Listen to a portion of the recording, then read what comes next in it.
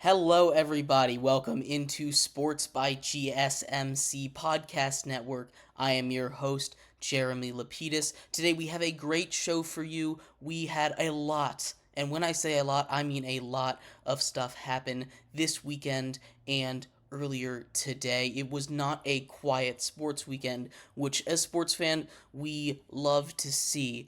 We're going to start it off with the NFL. There was a bunch of breaking news, contracts being signed this morning, franchise tags being given out, retirements happening. It was a big day in the NFL today.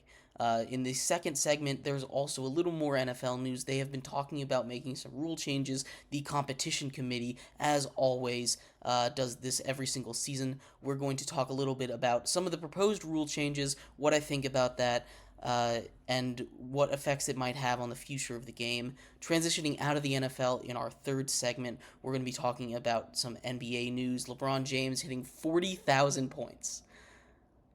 Insane. But we'll get a little bit into that in topic three.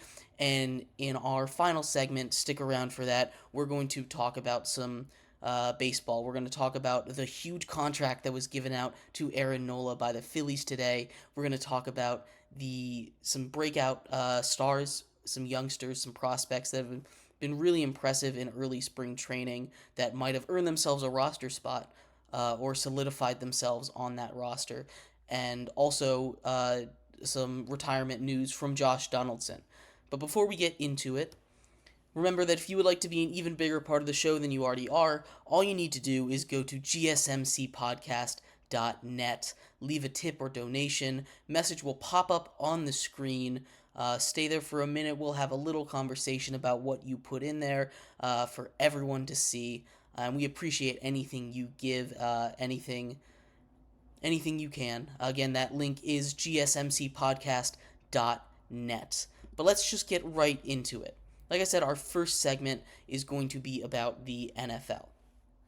We're going to talk about the big news of the day.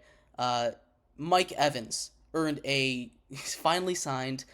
He is the first major piece to be signed this season. Mike Evans, 2 years, $54 million, $35 million of it guaranteed. That is a huge contract for a guy who every single year of his career, 11 years straight, has had 1,000 yards. It doesn't matter who his quarterback is. It's just been an incredible streak by Mike Evans. He deserves to get paid, and a shorter 2-year contract there for him with the Bucs. So he's going to enter free agency again, get another little payday. It's a good contract on both sides. Obviously, as a team, the Buccaneers, you need to have this incredible wide receiver, probably a future Hall of Fame wide receiver in Mike Evans on your roster if you have any hope of repeating the success that you had last season. Obviously, him and Baker Mayfield, the connection that they had, the season that he had, especially down the stretch, he was incredible down the stretch. He was one of the top receivers in the entire league down the stretch of that season, putting up monster games, monster numbers. The Buccaneers needed to bring Mike Evans in if they wanted to continue to have the success that they had last year. Now, they did lose a lot, and there's a lot of people out there still for the Buccaneers to sign. They still obviously have to figure out the quarterback situation, dealing with Baker Mayfield. He's in a very interesting situation, and I've talked a little bit about this before. But the Buccaneers are kind of put in a situation. I hearken this back to Daniel Jones with the Giants a couple years ago, last year, I guess, when he signed that 4-year, $160 million deal. It feels very similar in the sense that you don't want to give a massive contract, a franchise-altering contract, to a guy like Daniel Jones, like Baker Mayfield, that don't have this proven track record of continued success. Baker Mayfield has had these before. Like, he did this in Cleveland. He won a playoff game in Cleveland, first time in forever, when he beat the Steelers in the wild card round a couple years ago. and Daniel Jones obviously won a playoff game and got that contract. He's done this before. He did it this year. He won another playoff game, made it to the second round. So it isn't the first time. So you feel a little more comfortable giving a guy like Baker Mayfield a contract. You feel a little more comfortable giving it to him than Daniel Jones, who just did it one time. But you still don't feel incredibly comfortable. You don't feel like he's definitely that guy. He's definitely going to be that person that we want to run our franchise for the next 5 years. The Bucks, and at least from the sense that I'm getting, they aren't set on that. And that's not necessarily a bad thing. There's a lot of options to explore. You can definitely upgrade from Baker Mayfield, but you don't want to downgrade from him. So their hands are a little tied where they might have to give him that long contract. And I think what might be happening is a similar contract to Daniel Jones. The number that I've thrown out there, because he's going to want to get paid more than Daniel Jones, and he should, because he's better than Daniel Jones. 4 years, $170 million, and have it be a very front-loaded contract. I was looking through the cap numbers for the Bucks, and they have, including that Mike Evans contract, about $20 million in cap space this season. Now, there's a couple people that they can cut post June 1 to save a lot of cap space. Russell Gage is probably going to be one of those cap casualties. He's going to be designated, my best guess, again, this is not reporting, but this is just looking at the numbers. He has a $10 million dead cap savings. You can save $10 million against the cap by releasing Russell Gage. And I don't think Russell Gage is that important to the Bucks that he is worth that extra $10 million on the team. So I expect him to get cut post June 1 to make a contract work. But Baker Mayfield, my best guess, is a front-loaded contract, so you can move away from him if it doesn't work. So you can have that flexibility while also having that quarterback that has brought you success. That's what I think the Bucks will do with him and with their quarterback situation. But they have signed Mike Evans, locked him up, and I think that's huge. I think that was the single biggest move of their offseason. They still have the franchise tag that they can play. They still have a couple major free agents. We talked about Baker, but they have Antoine Winfield Jr., who just is coming off one of what should have been a Pro Bowl season. He was selected to the first team All-Pro. Antoine Winfield Jr. was as a safety. He had an incredible year, and he's most likely going to get franchise tagged. I know that's like the boogeyman in sports nowadays, in football nowadays at least, getting franchise tagged.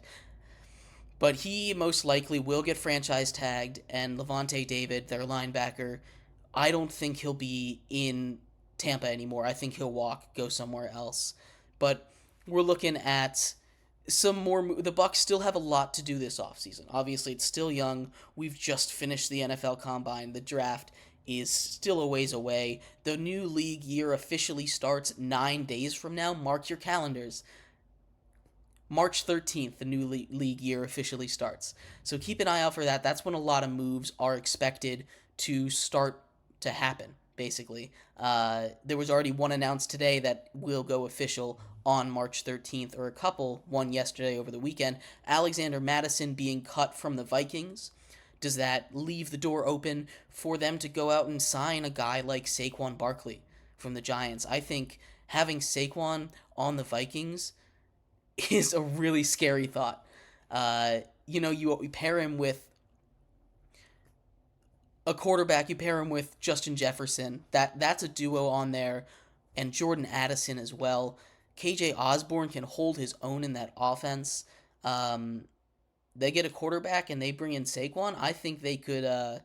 I think that would be a really fun team. But yeah, there's a. But March 13th, Russell Wilson has officially been designated to be cut. We all kind of saw this coming, but the news is official now. He is an interesting piece of this puzzle, this piece of this offseason puzzle for me. Russell Wilson is.